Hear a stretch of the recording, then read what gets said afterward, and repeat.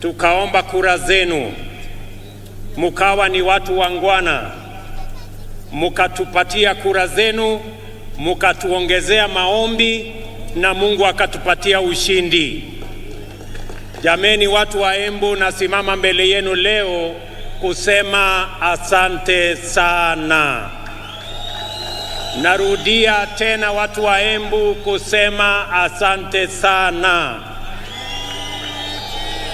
Mimi nataka niwahakikishie ya kwamba sisi wote tuliopata nafasi ya kuchaguliwa kutoka MCAs wetu, wabunge, magavana, maseneta, Mheshimiwa Deputy President na mimi hapa, pamoja na mawaziri wetu na wale wote ambao wamepata nafasi ya uongozi katika taifa letu la Kenya, mimi nataka niwahakikishie tutashikamana, tutafanya kazi pamoja ili tutimize malengo yetu ya kubadilisha uchumi wa Kenya na kuhakikisha kwamba kila Mkenya anapata nafasi ya kujiendeleza katika taifa letu la Kenya. Na wauliza viongozi wote, sote tuliopata nafasi kutokana na kura za wananchi hawa, tushikamane, tushirikiane, tufanye kazi pamoja ili tuweze kubadilisha Embu wakati tunabadilisha Kenya. Asanteni tena watu wa Embu kwa msaada wenu, kwa kura zenu na kwa maombi yenu. I want to say thank you very much to the great people of Embu County, as I thank all Kenyans who stepped forward to vote in the last election so that we, as the people of Kenya, can maintain our democratic credentials as a nation that is democratic, as a nation that is built on the firm foundation of multi-party democracy. And now it is our opportunity, all of us as leaders in government and in the opposition, to work together towards making our nation great. On this day, 60 years ago, Kenya formally gained its right of internal government, Madaraka, the mandate of majority African self-determination, was a major step forward. The emergence of this nation as a republic later that year. That first Madaraka Day then was the golden dawn of our country's sovereignty, freedom from colonial oppression, autonomy from racist repression, and liberty from foreign suppression. In fighting for our sovereignty, our noble freedom fighters had primarily waged a political struggle to liberate a people divided, humiliated, and impoverished under a predatory system whose institutions were vicious and extractive.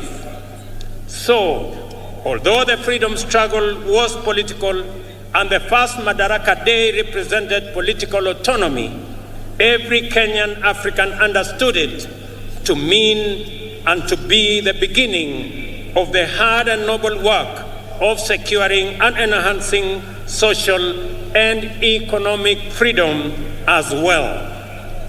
For 6 decades now, the people of Kenya have worked hard with admirable diligence and unwavering determination to perfect the political freedom of their nation through sustained socio-economic progress. In this manner, Kenyans have reiterated their commitment to true freedom by complementing political freedom with freedom from want, freedom from suffering, freedom from ignorance, and freedom from indignity. Our forefathers' historic struggle to vindicate our God-given right of self-determination entailed tremendous sacrifice and immense determination against a colossal adversary. Ultimately, they triumphed. Similarly, our war against underdevelopment, poverty, unemployment, indignity, and vulnerability has been daunting, yet we have made steady progress year after year over 60 years of freedom. At the heart of our struggle for freedom, both before and after independence, is the distinctively Kenyan spirit of determination that is nevertheless flexible, consistency which is innovative, pragmatism that is also hopeful, and faith strong enough to take chances. The sacrifices required were inspired by a spirit that is truly unique, which transcends ordinary decision-making. We recognize that spirit even now. It lives in the heart of every Kenyan who wakes up early to give their best, try their luck, knock on doors, and chase their dreams. We see it every day when we see traders, artisans, farmers, and other workers braving the scorching sun and enduring cold rain in pursuit of livelihood.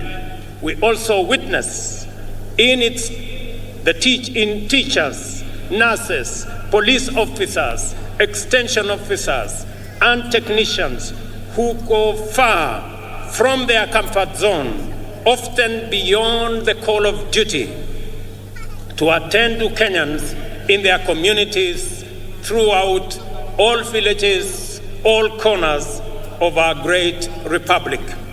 This noble ethic of willingness to struggle by working hard and embracing risk, and of determination to achieve positive change in great leaps as well as in little installments, has brought us far and will take us beyond the horizon of our destiny. Today, I join all Kenyans to celebrate our magnificent collective achievements and the spirit of brave endeavor which inspired them 60 years ago and sustain us today. This celebration speaks to the sustained effort we have invested in perfecting our national mandate of self-government. I will highlight the wonderful ways in which we have stewarded political freedom into democratic maturity, enhanced economic freedom by empowering enterprise, and expanded social freedom by securing dignity. We must never forget that until fairly recently, our country's politics was divisive, violence, do-or-die affair by which neighbors, colleagues, and even relatives were incited into hatred in the name of political competition. In this dark era, the tribe was the fundamental term of all political engagement and the master variable of democratic contest. Many highly respected experts and eminent persons confidently affirmed that Kenyan politics is inherently tribal, and many leaders designed their political parties, policies, and campaigns on the basis of raw political appeals. Leaders also made sure that political discourse revolved around personalities and the private interests of a few privileged individuals and not the aspirations of the majority. Some used political parties as political vehicles to access the high table where important decisions were made and exploited their ethnic constituencies to negotiate a bigger share of public resources as well as positions of power and privilege in the service of private ends. For decades, Kenyans understood that this perverse political culture not only defiled our democracy, but also obstructed the spirit of daring and achievement, arresting our collective progress. The people of Kenya, therefore, yearned for freedom from the tyranny of political personality cults, toxic tribal discourse, and the violence they engendered.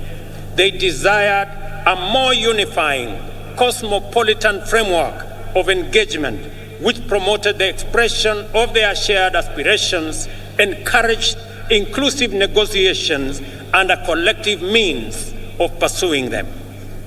In the last general election, the people of Kenya finally broke free The campaign was conducted purely on the basis of important national issues, foremost of which were economic issues. Not only did Kenyans reject the all-divisive politics of tribe and tribal chiefs, but they also demanded and interrogated well-considered party manifestos with detailed plans for economic transformation. As a result, although the election was closely contested, it was the most peaceful in the multi-party era in Kenya. And I want to congratulate all Kenyans for being participants in this great feat. Our public discourse and political discussion and the agenda of social debate has changed for good. Substantive policy issues continue to define the national conversation well beyond the election. At the moment, there is a robust debate on the finance bill taking place everywhere in this country, in churches, social places, formal and informal workplaces, all media platforms, and busy markets, as well as in urban and rural gatherings. We are truly a trailblazing nation.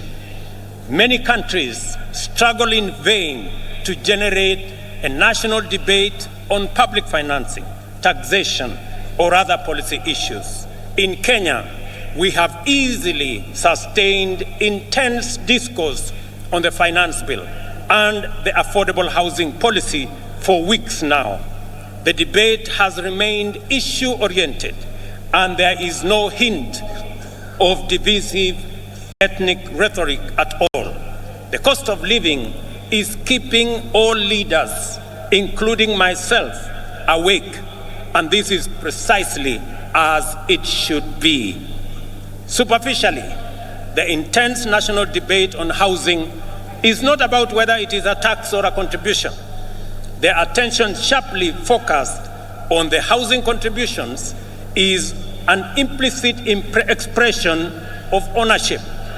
People desire better information and stronger assurance regarding the custody, security, investment, and return on their money. That is phenomenal. People are interested. How will their money be? Will it be safe? Will it be stolen? How is it going to benefit them? And how are they going to get a fair return for their contribution? I want to assure the people of Kenya that those questions will be answered. More encouragingly, the discourse on public finances and housing fund has opened our eyes to our emergence as a stakeholder republic. Kenyans today, more than ever, are fully involved citizens in shaping public policies and making institutions accountable in the manner in which they run national affairs. This is the vision of Madaraka expressed in the first article of our Constitution. All sovereign power belongs to the people of Kenya. We have crossed a fundamental decision, a decisive threshold in the history of our political freedom and democratic maturity. Today, Kenyans of this generation honor patriots who went before us in this celebration of a noble and historic achievement. Kenya also set a new high in election management by deploying a secure, freely accessible public portal which accurately and faithfully relayed vote tallies in the last election, enabling Kenyans and indeed anyone else to compare and verify tallies and ascertain results. This enabled the IEBC to credibly declare and certify the winners of elections and to establish before court, in response to petition by dissatisfied candidates, that the elections met the constitutional threshold as simple, accurate, verifiable, secure, accountable, and transparent. In fact, the openness and credibility of the 2022 election are affirmed by the fewer petitions filed, 124 petitions compared to 303 petitions in 2017. The economy was the most important issue on which the last election was canvassed. The people of Kenya, in their multitudes, made their voices heard, their ideas clear, and their desires known. From Busia to Banisa, Lokichogio to Lamu, Magadi to Moyale, Mandera to Migori, and everywhere in between, the people said they wanted to transform our economic system, democratize opportunity, enhance inclusion, and reduce exploitation. Instead of the traditional campaigning of confrontation, incitement, and division, the last campaign became a sustained national debate on the most pertinent economic issues: the millions of our unemployed youth, access to affordable credit, inclusive financing, promoting the robust expression of the legendary Kenyan hustling spirit through MSMEs, and the facilitation of individual enterprise by enhancing market power through collective interventions like the Chama and SACCO. This is how Kenyan entrepreneurs desired to secure access to credit, do savings, access the market, social security, and health insurance. By paying attention to their aspirations, we established that Kenyan entrepreneurs desire to pursue success through enterprise, which makes positive measures to ensure that no one is left behind or no one is exploited. It is an enterprise culture which encourages the pursuit of individual aspirations through collective systems, which empower every person to succeed within the context of a thriving community.